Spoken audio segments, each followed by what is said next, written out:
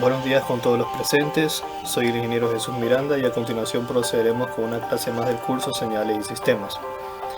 En esta clase vamos a ver lo siguiente: respuesta de frecuencia de sistemas LTI-CT con transformada de Fourier.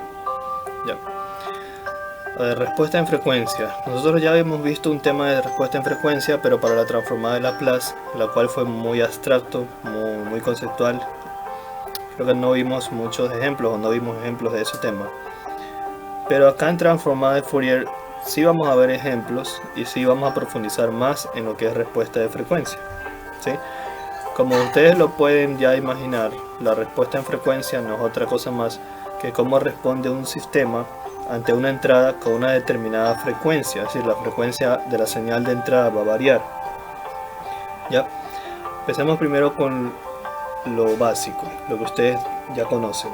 Normalmente nosotros cuando tenemos una señal XGT, una señal de entrada, esta ingresa al sistema LTI-CT, que es de tiempo continuo, y se obtiene una respuesta que es Y de t. Esta respuesta en el dominio del tiempo está definida como la señal XGT que convoluciona con la señal H de t. Si nosotros a esto le aplicamos la transformada de Fourier,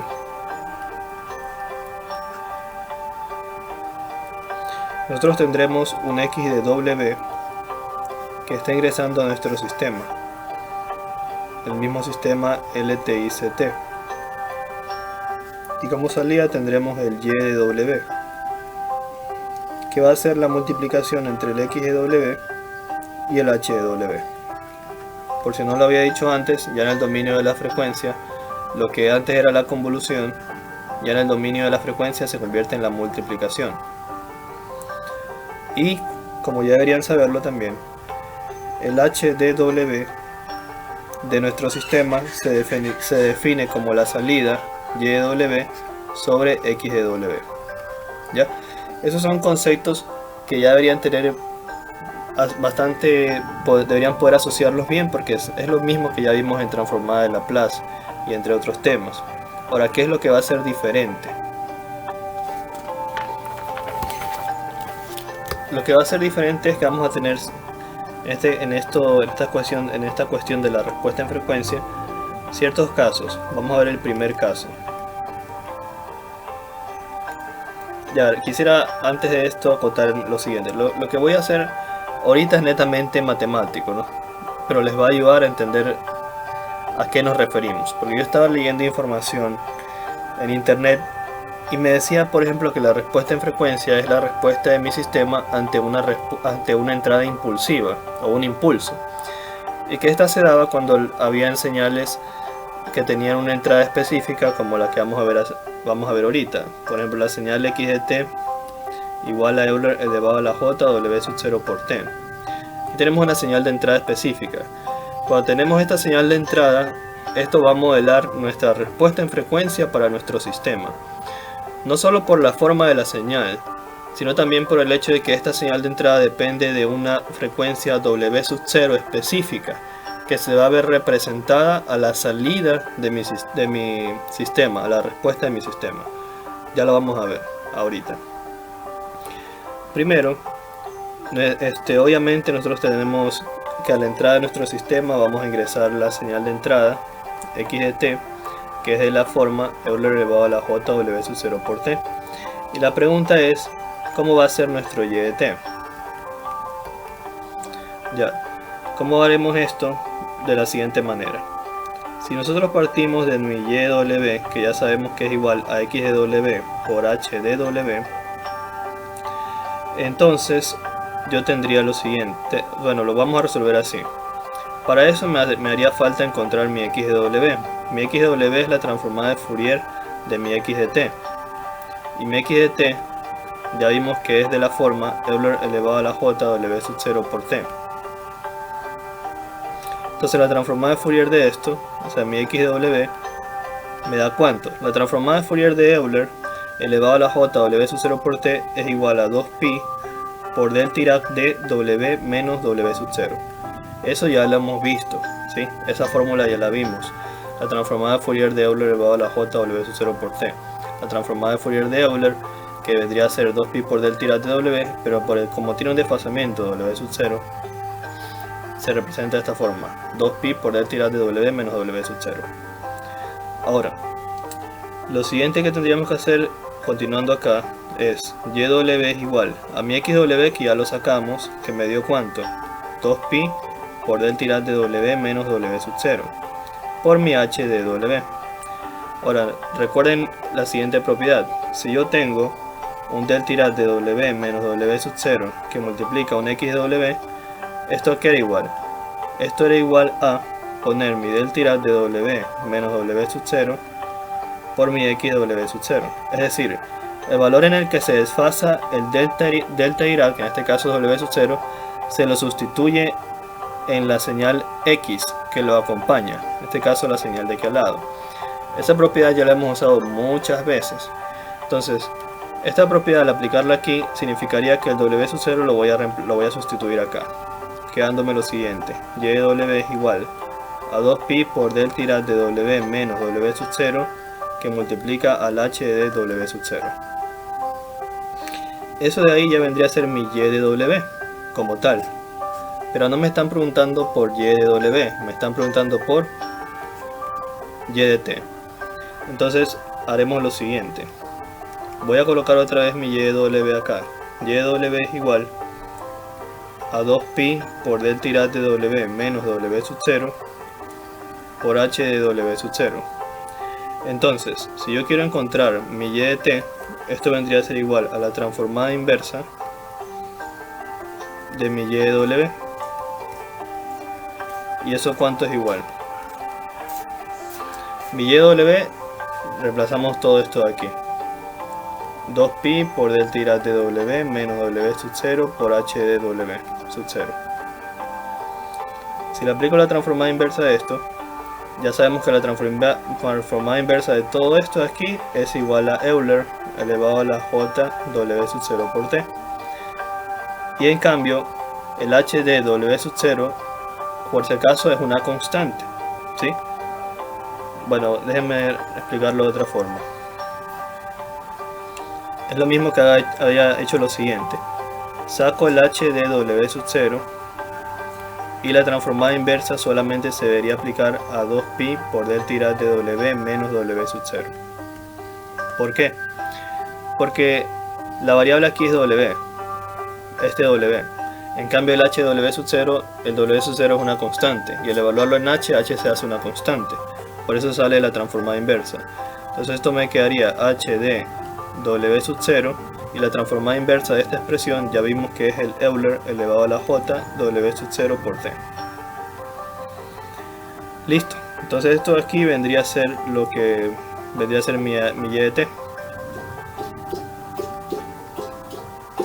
Ya, ojo con lo siguiente: mi Y de T, como pueden ver, está representado como el H, que es lo que modela mi sistema. Ustedes saben que ya lo vimos acá arriba.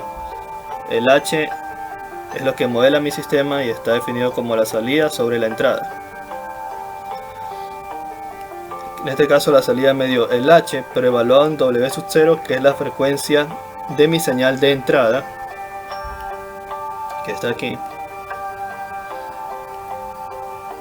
por Euler elevado a la J W sub 0 por T. Y a esto es lo que se le llama respuesta en frecuencia, porque la respuesta depende directamente de la frecuencia de la señal de entrada. ¿Ya? Adicional a eso, haciendo otro esquema, nosotros teníamos la entrada Euler elevado a la J W sub 0 por T de nuestro sistema LTICT, y como salida tenemos H de W sub 0 por Euler elevado a la J W sub 0 por T.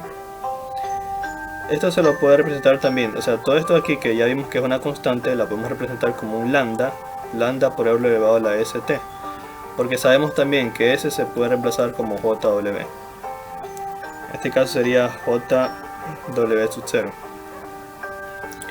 Eso también lo vimos en respuesta en frecuencia de sistemas LTICT aplicado a transformada de Laplace, la sustitución de S por JW sub 0.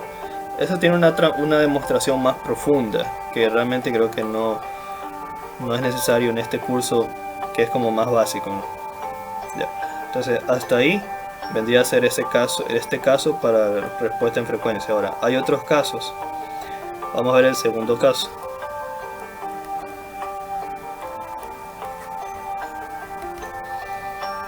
El segundo caso, nosotros tendremos que la señal x de t va a ser una señal periódica.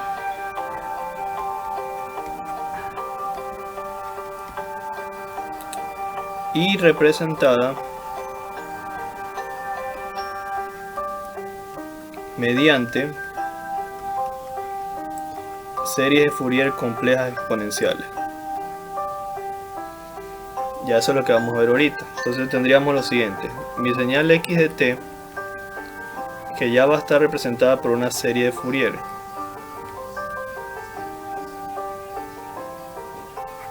compleja exponencial.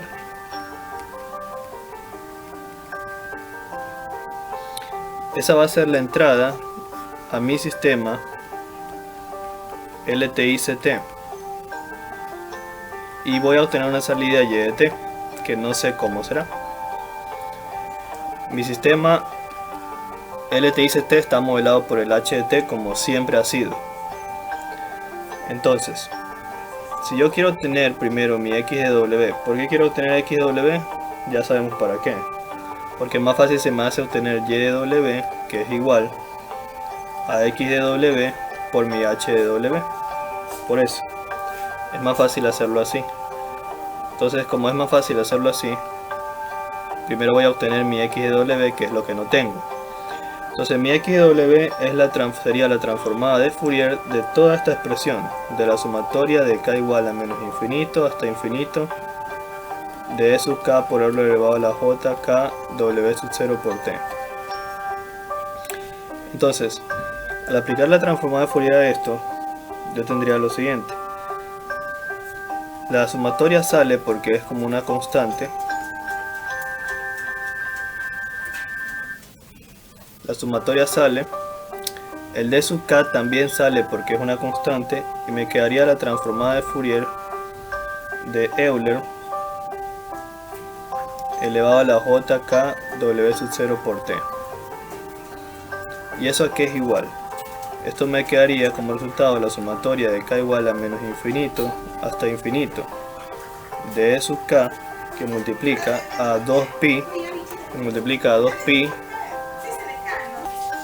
bueno, sería 2pi por la transformada de Fourier de Euler elevado a la j k w 0 por t. Esa transformada de Fourier ya vimos que era igual a delta de w menos k w sub 0.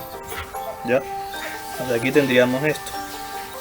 Lo siguiente que debemos hacer, como ya tenemos la transformada de Fourier de x de w, es encontrar el y de w. El y de w, como ya vimos, es igual al x de w por el h de w. Entonces pasamos a hacer la multiplicación. Vamos a multiplicar, primero pongamos el h de w y ahora multiplicamos por el x de w, que nos dio la sumatoria de k igual a menos infinito hasta infinito del d sub k por 2pi del tirad de w menos k w sub 0. Ya, entonces tendremos eso. Bueno, entonces tendríamos el h de w por la sumatoria de k igual a menos infinito hasta infinito de e sub k por 2pi del tirad w menos k w sub 0. Ya, entonces ordenémoslo.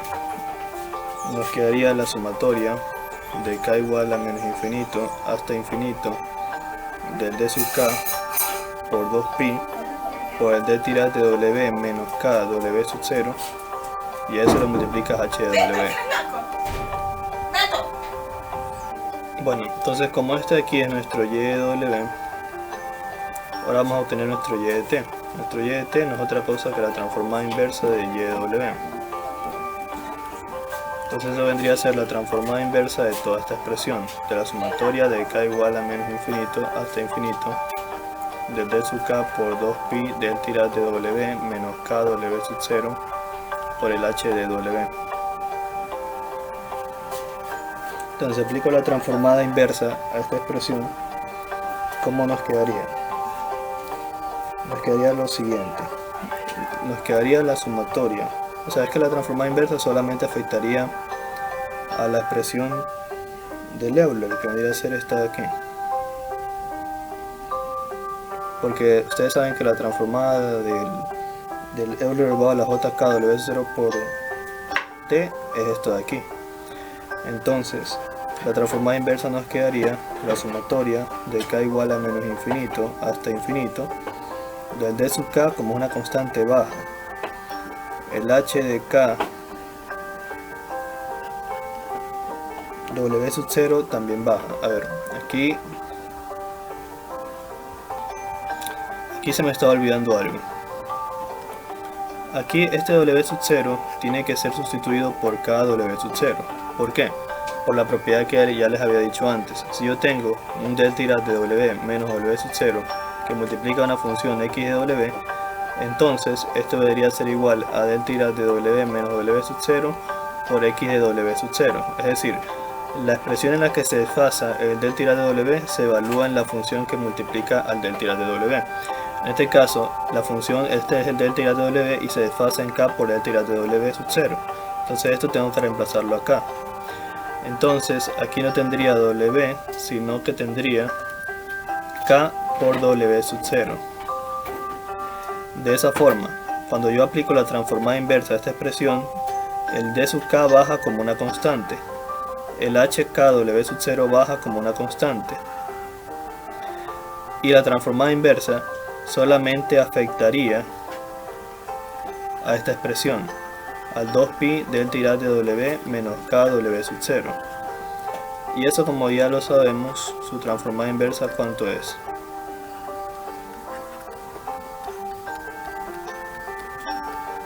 Su transformada inversa es Euler elevado a la jkw sub 0 por t. El hkw sub 0 no se vio afectada porque es una constante, o sea, w sub 0 es un número, y ya o sea, un valor específico. Al ya ser evaluado en h, ya se queda como una constante. Es decir, no dependía de w. En cambio, esta expresión sí depende de w, entonces es una función que sí se va a ver afectada por la transformada inversa. Bueno, entonces esto de aquí vendría a ser mi y de t. Y como pueden ver, y de t es una respuesta que depende de la frecuencia w sub 0 de la señal de entrada. Y este h de aquí es el h que modela mi sistema, el sistema que teníamos acá. Y si se dan cuenta, ese h está siendo evaluado en la frecuencia w sub 0, que es la frecuencia de la señal de entrada, que es la de aquí. Listo, ahora vamos a proceder a revisar un tercer caso. Ahora, este tercer caso se va a dar cuando x de t es una señal cualquiera.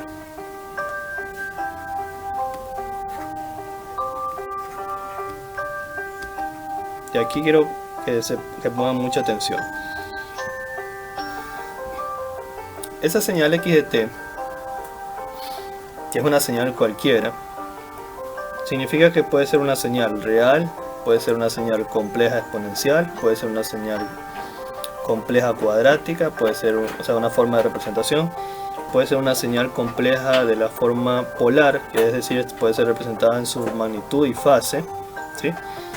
Entonces, por ser una señal x de t cualquiera, vamos a tener que seguir la siguiente formalidad. Si yo tengo la señal x de t, que es una señal cualquiera, y le aplico la transformada de Fourier, su transformada de Fourier, que me va a dar x de w, va a ser representada de la forma x de w en magnitud por Euler elevado a la j teta x de w, en magnitud y en fase.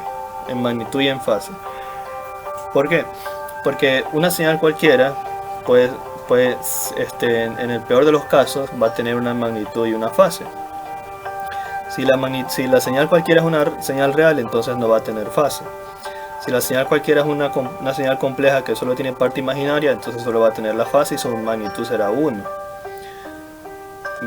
No sé si me hago entender. Lo que trato de decir es que esta representación que está aquí, que es la magnitud y fase de una señal, la ponemos porque esta representación cubre todas las posibilidades de una señal cualquiera, ¿sí?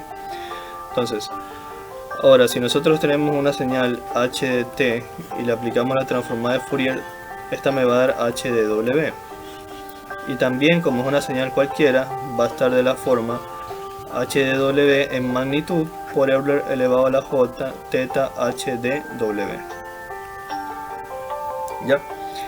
Y si yo tengo una señal y de t y le aplico la transformada de Fourier, también tendré y de w, que va a ser representada de la forma magnitud de y de w por Euler elevado a la j teta de y de w. Ya, esa es la primera premisa para este caso. Ahora, lo siguiente que serán los cálculos. Si yo tengo y de t, esta es igual a x de t convolucionado con h de t. Eso es algo que nosotros ya sabemos. Si le aplico la transformada de Fourier, tendremos y de w, pero este y de w se representa como x de w que multiplica a mi h de w. Pero, como ya vi que el x de w se puede representar como x de w por Euler elevado a la j teta x de w, y que mi h de w se puede representar como h de w por Euler elevado a la j teta h de w, entonces mi y de w puede ser igual a mi x de w por mi h de w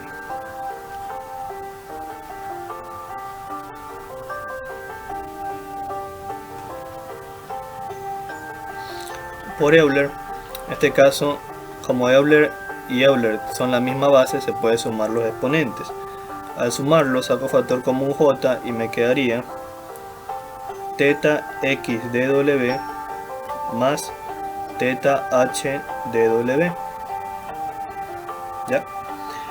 Luego, como yo sé que mi y de w se puede representar de la forma magnitud y de w por Euler elevado a la j teta y de w, aquí tendría dos ecuaciones que son esta y esta, con las cuales podría establecer una igualdad. En este caso la voy a poner, bueno, no sé si hacerlo, voy a copiar esta parte abajo de nuevo para expresar la igualdad. A ver, las ecuaciones son, nosotros tenemos que mi y de w es igual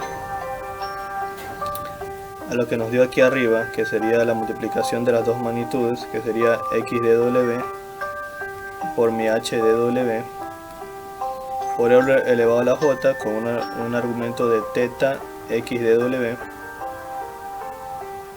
más teta h de w.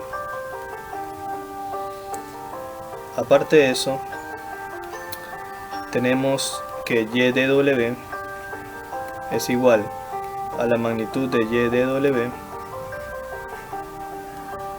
por Euler elevado a la j teta de y de w de y de w. La ecuación de aquí abajo fue la que obtuvimos aquí, ¿sí? Y la primera ecuación es la que obtuvimos del razonamiento de acá. Entonces, si las dos cosas son iguales, entonces ¿qué es lo que ocurre? Lo que ocurre es lo siguiente, que las magnitudes serán iguales a las magnitudes, es decir, que la magnitud y de w vendría a ser igual a la magnitud x de w por la magnitud h de w, porque se supone que si esta es y de w y esta es y de w y estas son la magnitud de la primera y esta es la magnitud de la segunda, entonces esas dos magnitudes son iguales, que es lo que estoy expresando aquí. Y de igual manera, si este es el desfasamiento de la primera y este es el desfasamiento de la segunda, entonces se puede establecer una ecuación de equidad aquí. En este caso sería teta de y de w es igual a teta de x de w más teta de h de w. Y esa es la segunda ecuación. Ya, entonces esa es la conclusión del tercer caso, cual se llegaría a la conclusión que es esta de aquí y esta de acá. Para terminar, o sea, en conclusión de lo que es respuesta en frecuencia, como ya lo hemos visto, la respuesta de nuestro sistema se va a ver directamente influenciada de la frecuencia de la señal de entrada, como lo vimos para los tres casos que analizamos. Ya con los ejemplos que vamos a hacer la siguiente clase, espero que se pueda tener estar más claro el tema como tal, ¿sí? Estudien mucho, espero que se haya comprendido y nos vemos la siguiente clase.